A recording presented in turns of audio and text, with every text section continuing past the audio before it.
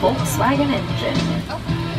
And of course, we've got some cars from the far-flung future of 2015 in Back to the Future 2. And we can't talk about picture cars without showing you some of the vehicles from the Fast and Furious films, our most full-throttle franchise. And we got the Jeep Wrangler Sahara from Jurassic World. The gyrosphere has been pulled for production, I can only assume for Fallen Kingdom.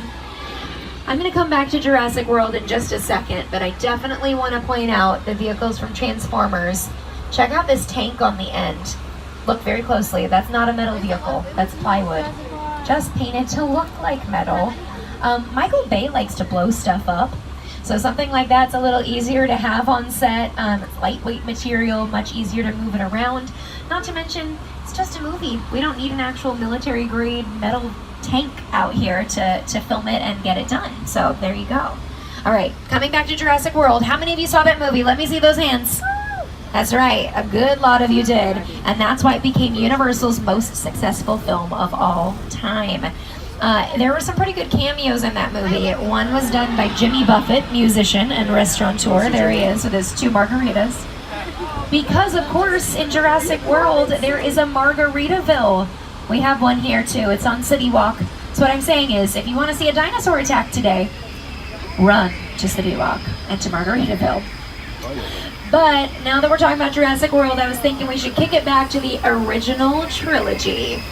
Welcome to Jurassic Park. John Hammond spared no expense with all these prop vehicles, dinosaurs. We got some Dilophosauruses on the loose, everybody. No sudden movements, okay?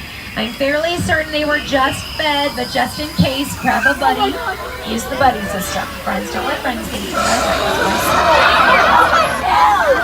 As we move forward here, take a look at the greenery on both sides of us. Some of it's real, some of it's very not real. These really large tree stumps that's mostly hollowed out styrofoam. It's painted and texturized to look like you would find it in the real jungle in Costa Rica. But many of them actually have wheels on the bottom, so we can cart them around from soundstage to soundstage, using the same pieces again and again, because it's more cost effective for us. Also, think back to that first Jurassic Park movie. It basically all happened in one day.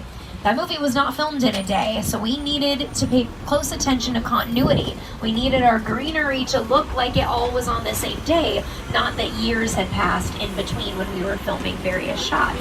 So that's another reason why we might create our own greenery. Something else that we often have to create is the weather. So, wait a second. I don't know why I'm telling you about this when I've got access to America's favorite weatherman. It's the Today Show's Al Roker. Hi everybody, here's today's forecast for the Universal Backlot. It's going to be sunny and dry in 6 Points, Texas. Cool and cloudy in Little Europe. Expect snow and sleet on New York Street. And we've got a high chance of fog and precipitation for Skull Island, Amity Island, and Isla Nublar. That's your forecast for today. Now here's a look at what's going on in your neck of the lot.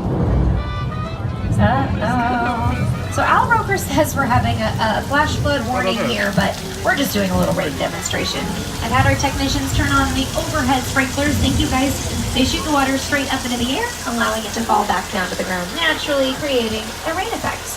Then we're going to throw in some sound effects for thunder, strobe lights for lightning. Put it all together, you have got yourself a rainstorm. Exactly how we do it for film. Ta-da! All right, guys, I think we got the gist of it. You can go ahead and turn that off. Guys? Okay. It's weird, maybe they went on break or something. Oh no. I'm so sorry, we didn't get it turned off in time. Here comes that flash flood.